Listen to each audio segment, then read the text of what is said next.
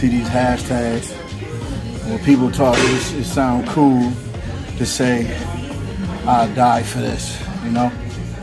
It sounds cool to say that. It sounds like a tough thing to do. It sounds like the barbarian warrior thing to do. Let me tell you something about why that mentality is me.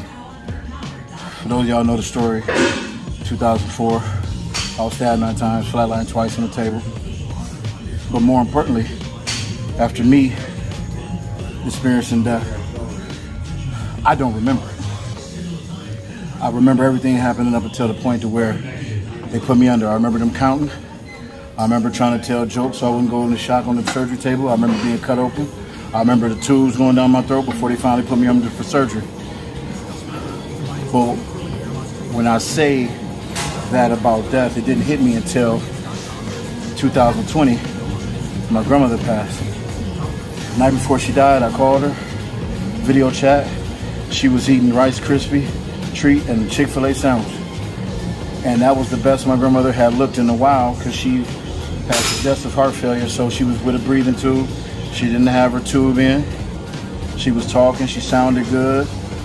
So I made a joke to her. I said, hey, Granny, I'll be home Thursday. Don't be trying to leave and go be with Granddad before I get there. She said, well, I'll see you tomorrow. So I thought that she just didn't hear what I said. So I said, no, Grandma, I said, I'll be home Thursday. I ain't coming tomorrow.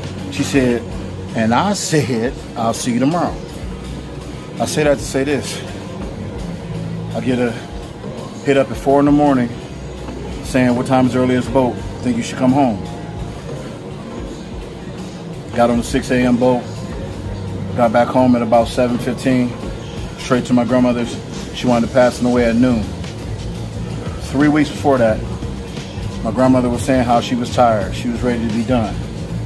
And me, obviously, I know my grandmother went through a lot. She beat cancer 20-some years ago. My grandfather passed 16, 17 years ago. So she had a relationship with her grandkids and her great-grandchildren and even greater-great-grandchildren. My grandmother lived through a lot. Born in 1933 from the South. Been through a lot. Owned businesses, and Grandma was a hustler.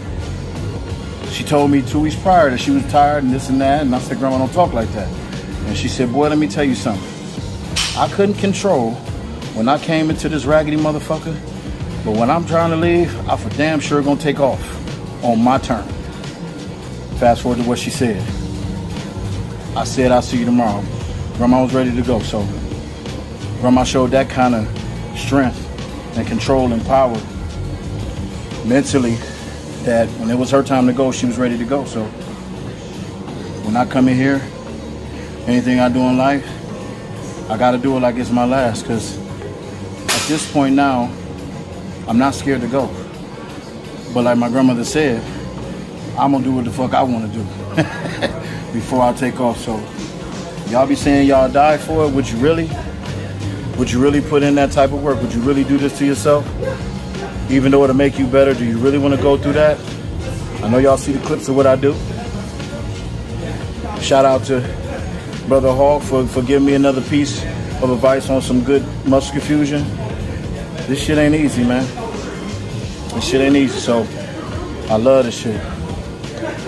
So when you really love something, you'll die for it. So don't be saying that shit if you really ain't ready to go meet your maker. Because I'll die in this motherfucker. versus dying at home in my bed on my back. I spent too much time being lazy. If I go, let it be in one of these motherfuckers. Like, subscribe to YouTube channel. Well, you gonna meet your maker sooner than that, motherfucker.